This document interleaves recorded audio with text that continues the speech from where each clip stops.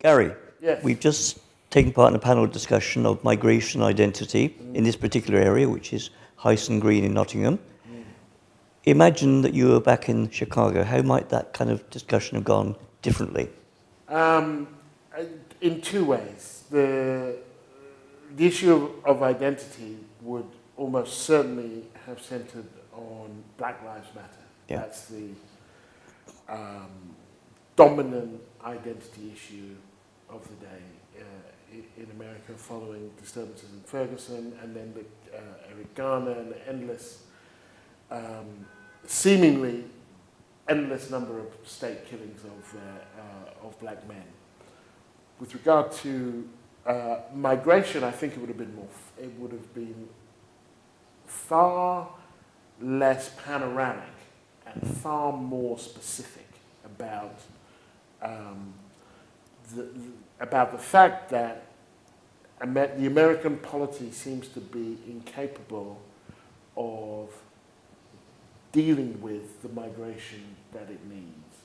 And therefore, there is this huge underclass of undocumented people and this kind of crazy backlog of qualified people who may also, may be documented or not. And so this desire to break the logjam, George Bush Jr. couldn't do it.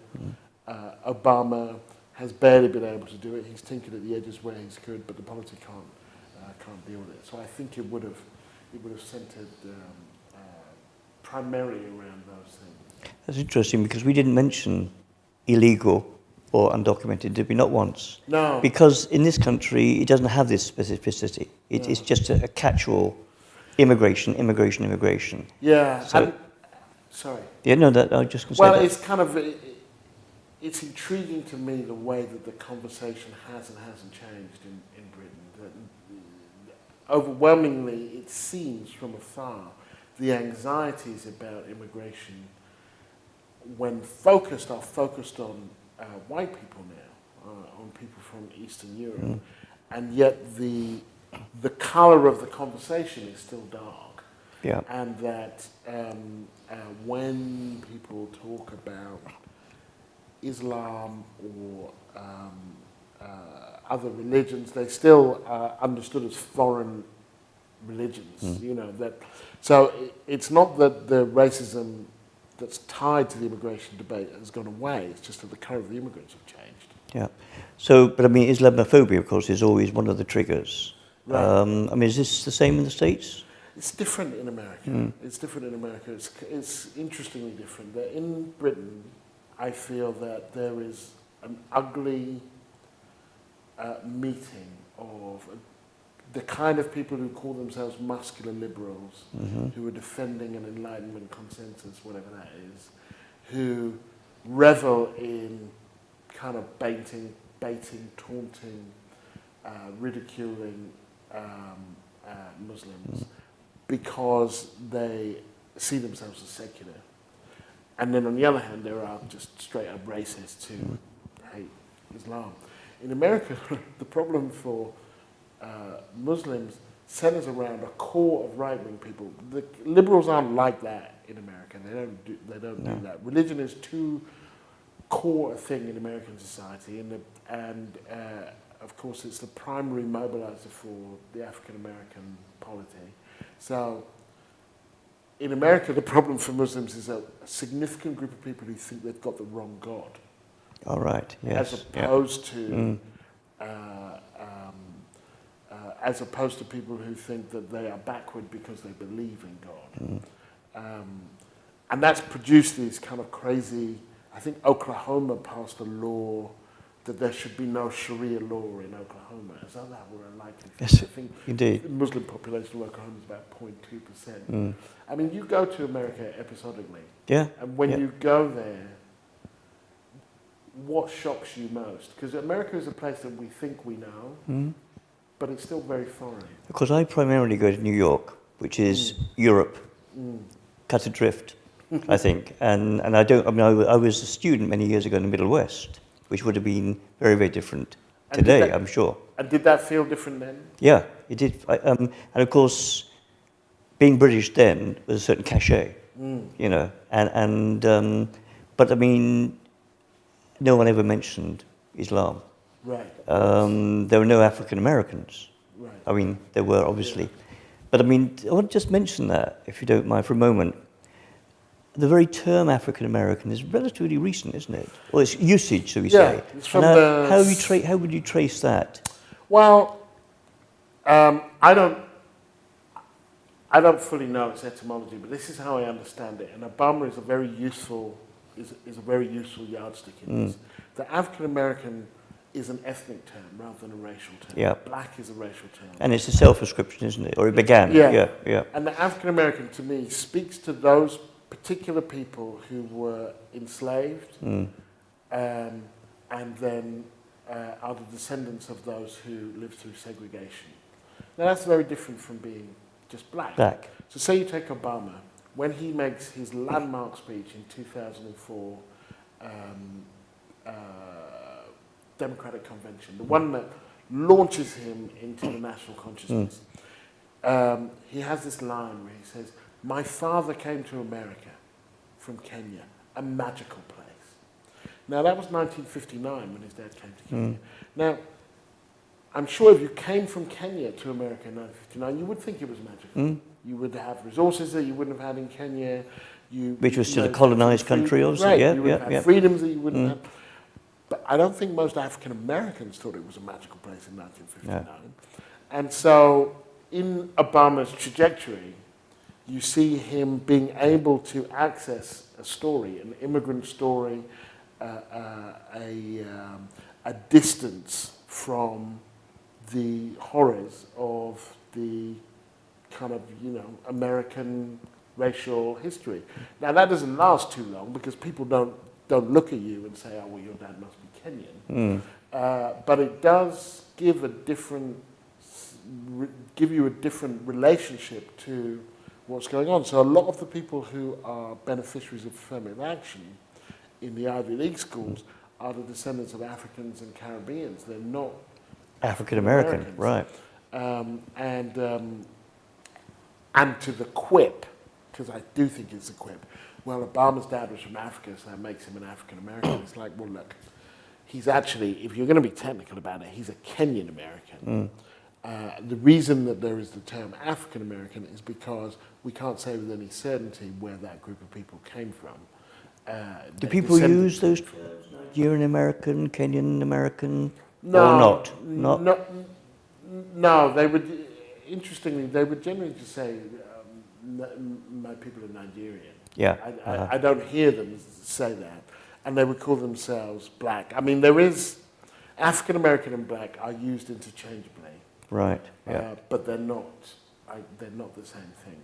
What about on census forms? Is black there as a yes, I think it says black or African American. Does it? All right, yeah. But that's quite recent, isn't it? Yes. As far as I know. I mean, I've done a little bit of research. I think it was about 2000. Before 2000 actually, or 1990. Yeah, it's very, very, very recent. Just going back to your own sort of trajectory, you left the UK in 2003. Yes. Were you conscious there then? I mean, this was a couple of years after 9/11.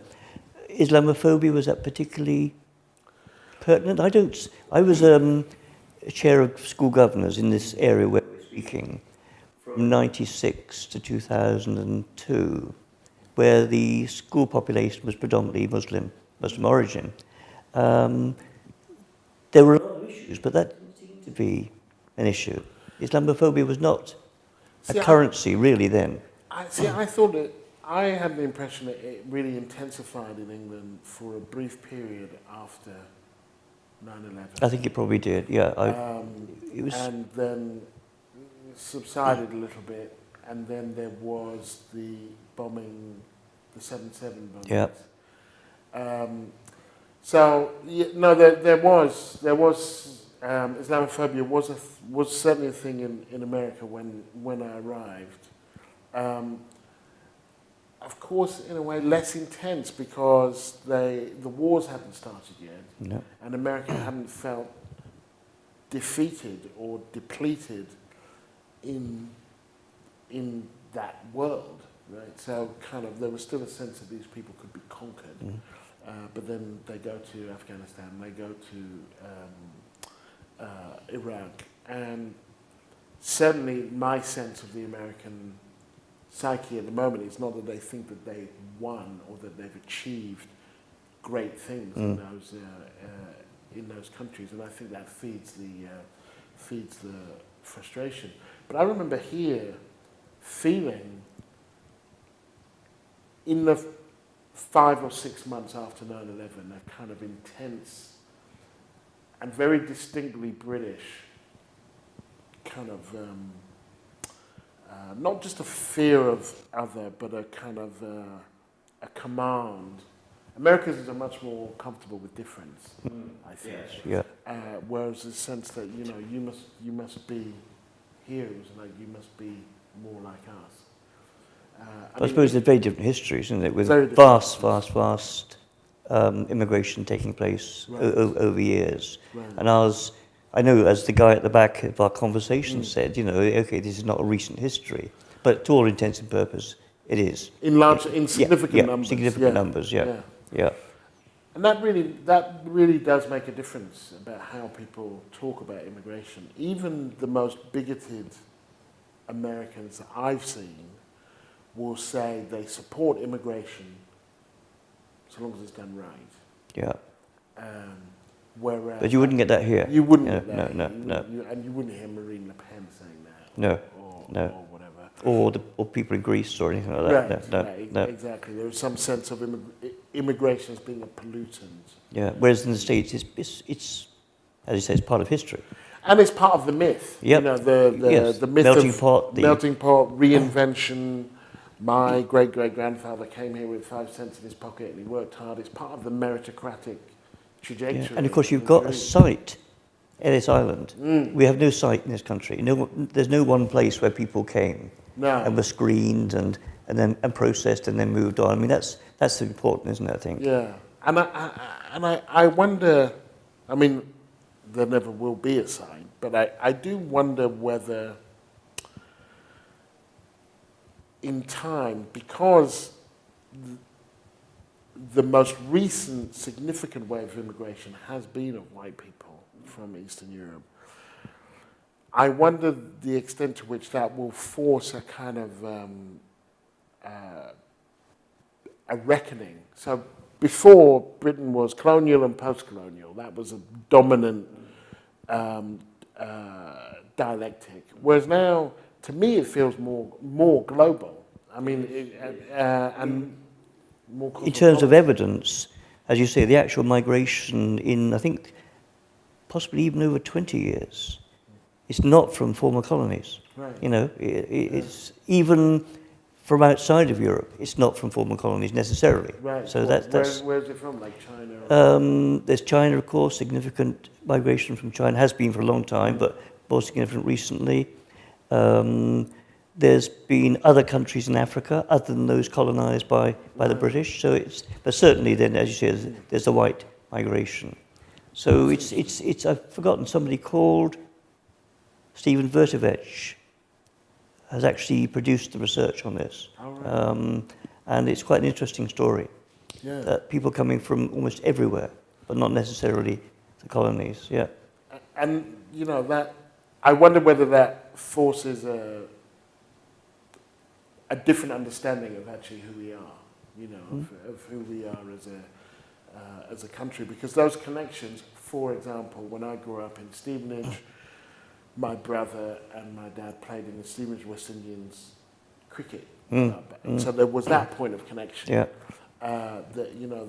My mother came over with 3 A-levels, British Constitution, English literature, and European history. So there were Interesting. these, all not West Indian. right, at all. exactly. Yeah. And so I remember her saying to me that one of the things that she was astounded by was that she knew more about Britain than she felt the Brits did. She thought that she would come here and people would be talking about Shakespeare and Milton. And Well, Stuart Hall said the same. I did a long interview with Stuart many, many years ago, and he said, we knew nothing about the West Indies. He said, we had a teacher once from Barbados, We thought he came from Mars. I mean, those are his exact words. He knew nothing about the Caribbean or West Indian history at all. It was entire because he went to an elite school, as did C.L.R. James, but they learnt a British history in a British education system. And so the ones that were good at it, you know, then come here and they assume that everybody's, you know, involved, you know, engaged in the same thing, and then they're sorely mistaken. Quite different. So, but as you say, I mean, your mother probably was actively recruited. Was she part of that generation? Yes, she was 61. She came over just before, I think, the first door started closing. Yeah, about 64 was the first. So she, as she told it, she's dead now. As she told it, she came in. I think they would come by boat somewhere, and then they would take a train quite often. And she arrived at the train station. Well, they came to Tilbury, did they? I don't know. Or somewhere in the London area. Yep. So she got a train, and then they went down the line. She was recruited as a nurse, and they would say, you're going here, you're going here, and she was sent to Derby. Oh, right. I think it was winter, and I think it was cold. And so kind of split up from her friends, but then made some new friends. And I think she struggled with the accent, Dutch accent. Anyway, but yes, she came, and she was surprised at how little it seemed Brits knew about Britain. And kind of, I think Stuart told me, he said, well, we became West Indian when we arrived here. Yeah. You know, before that. Because the Federation was an active political force then. Yes. It never happened, but I mean, he was part of that, yeah. Yeah, so there was a desire to make it, the Caribbean more kind of unified, but my guess is that would have been one of the first places where my mum would have met people from Trinidad and Jamaica. And there might have been clubs, associations. I mean, interesting enough, in Nottingham, there was a club, I don't know if it still exists, which was Asian and Caribbean. How about it? People don't expect that. And that was interesting, not far away from here, Really? actually, yeah. My memory, because I used to do the scoring for the Stevenage West Indies Cricket Club, was that the only white players that played, I mean, you know, everyone was welcome, but the only white players, they were Irish. They were all Irish. Interesting. Well, the other right group at that time, yes, that's interesting. Just to go back and away from Britain for the moment, you mentioned that if this conversation were taking place in Chicago or whatever, Black Lives Matter would be first and foremost on the agenda. I mean, people have been killed in police custody in this country, black guys. Not with the same frequency, of course. And we're not talking about custody, are we? We're talking about street. Right. What is the kind of, I mean, is it the fact that this now seems to be so prominent? Is this another one of the digital things that we know more about it? It's not a new phenomenon? What's the story? I think that it is, in part thanks to social media. And the capacity to take that video of Walter Scott being shot. That's part of it, and then to spread it far and wide. That is definitely part of what has galvanized large numbers of people. But it is basically that this has been going on for a long time. But at this point in time, the nation's attention has been focused and sharpened on this thing. And so each new event strengthens the case that none of these things are isolated. So you start with Michael Brown, and people are talking about him stealing cigarillos, and the conversation is just about Michael Brown. Well, then comes along Eric Garner, and then Kajimi Powell, and then Tamar Rice, the 12-year-old. And that once the conversation starts, then it's very difficult to stop it and say, oh, but in this case, You know, so somebody tweeted to me, someone I don't know, and have no care to have no interest in knowing, and he said, I find it very perturbing that every time somebody is killed, you immediately assume a racist angle. And I thought, okay, I mean, I didn't respond, but what if 100 people are killed and they're all black? Then what? At what point? And so we've reached this critical mass where each new one confirms the last one, and also undermines the arguments about the rotten apple? Sorry? The rotten apple? The rotten apple argument, and it's like, well, you know, and the metaphors get, you know, it's not one apple, it's a whole tree, and it's an orchard, and you know, I don't know what's bigger than an orchard, but someone's going to come up with something. But also, the federal investigation into Ferguson suggests that there is an entirely corrupt system in which Darren Wilson, the person who shot Michael Brown, is the one person who was not affected by all of this stuff that they were, you know, charging people and criminalizing communities and all of that kind of stuff. And so what's interesting about Walter Scott is that we can slice and dice it almost by the hour, and you can see what the police response was, the public response. And I think the guy says, I wish this, you know, sadly these things happen, it's what the police chief says, but, you know, and I wish they wouldn't. And the media is entirely, you know, is credulous of this account that he went for his taser and all that kind of stuff. And then the video appears. And so you can see where this thing was going and then where it ends up. And then without that video, and this is, as I was saying earlier, this is a standard of proof that we now have. Is that the most extensive proof? That particular video, is that the best evidence that's been produced so far? I think so. I think people will believe their eyes. Yeah. You know? And even with Eric Garner, even though it was the man who was choked to death, even though his killers were acquitted, even John Boehner, the Republican leader of the House, not a lily-livered liberal in any way, said, yeah, I think there's something up there. Right. And it was shown in polls that white Americans, African Americans, did not make a distinction between Michael Brown and Eric Garner. They thought they were both wrongfully killed. White Americans needed to see it in order to believe it, and there was a distinction for them between Eric Garner and Michael Brown. I haven't seen any polling on Walter Scott yet, but I think that these things are kind of holding up a mirror to white America. And I don't believe in essentialism, so I don't think there's any essential goodness in black people or essential badness in white people.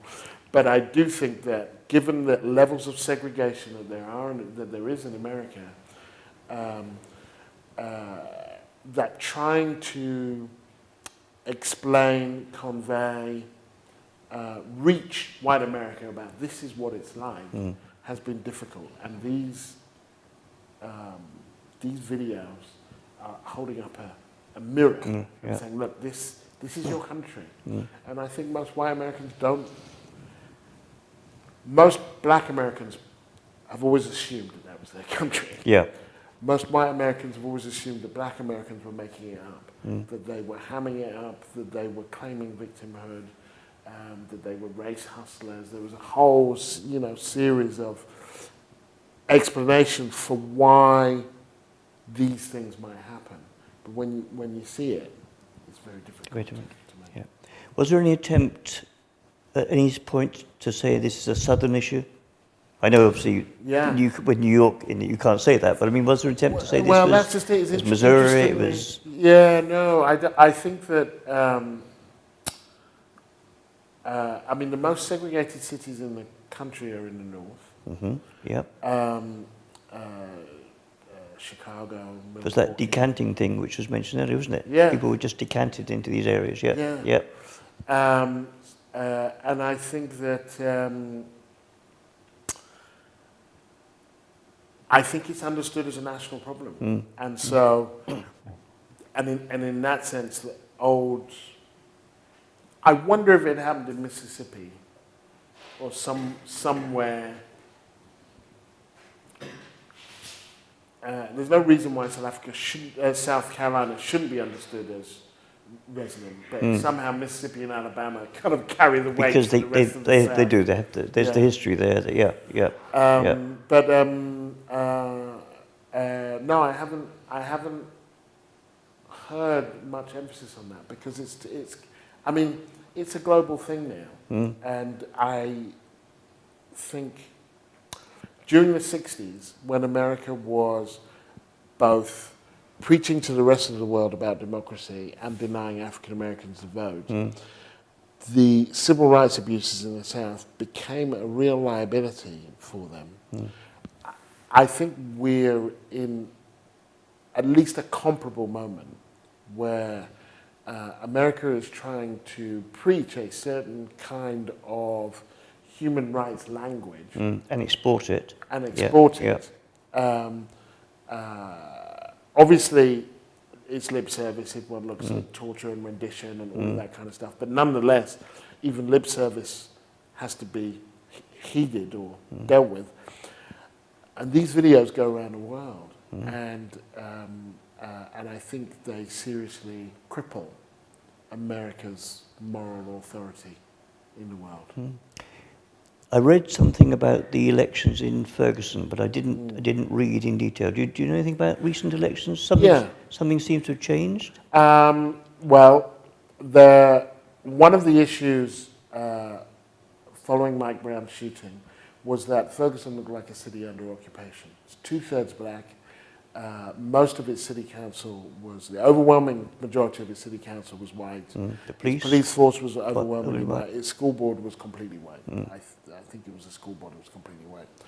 And African Americans were berated really for not voting. What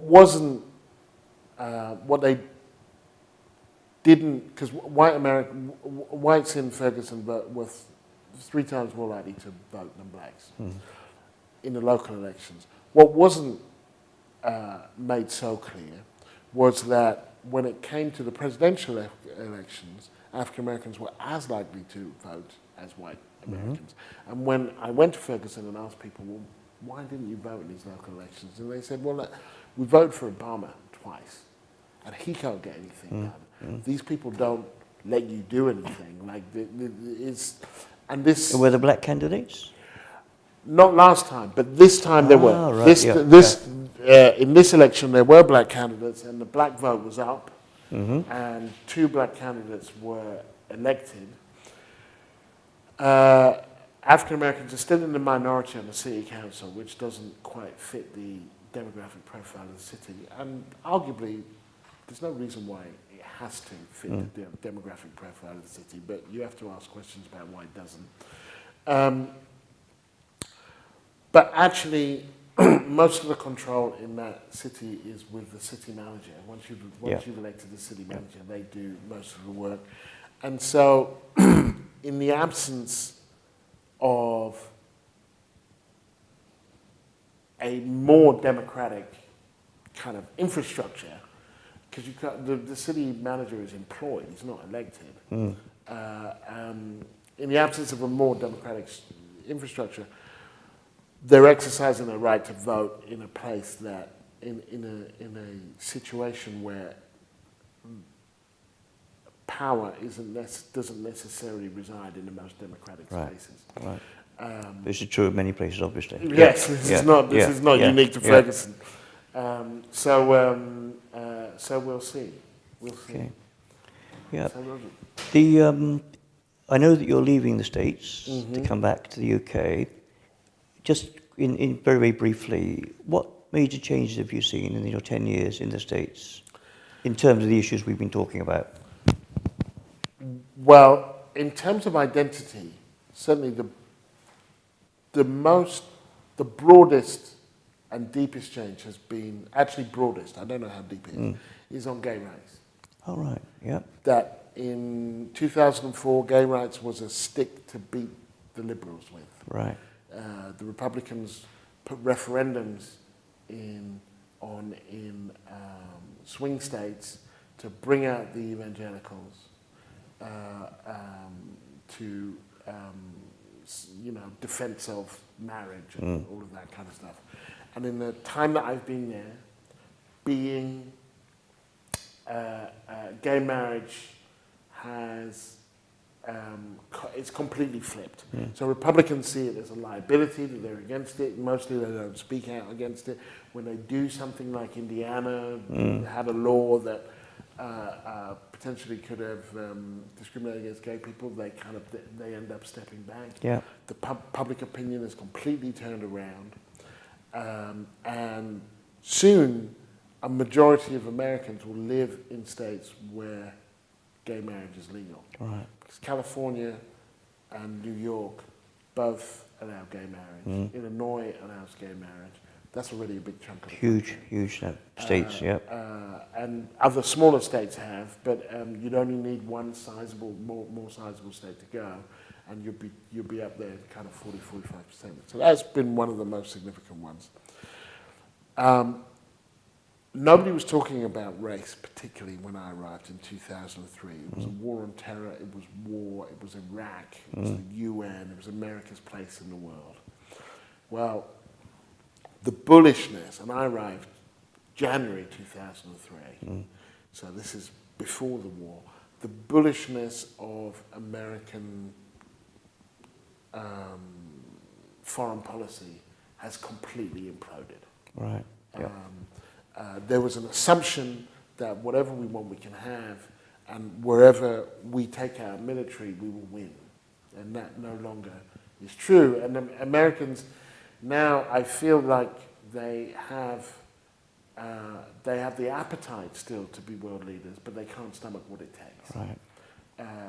And I would say those would be the two, well, those, and if we talk about right now, nobody was talking about race back then. Yeah. So those huge changes would have been very hard to predict, wouldn't they? Yes. 10 years ago. Very hard to predict. They would have seemed unthinkable. Okay. Thank you very much, Thank Gary. you. Thank Good you. to see you And again. thanks to Ceasefire magazine for enabling us to chat.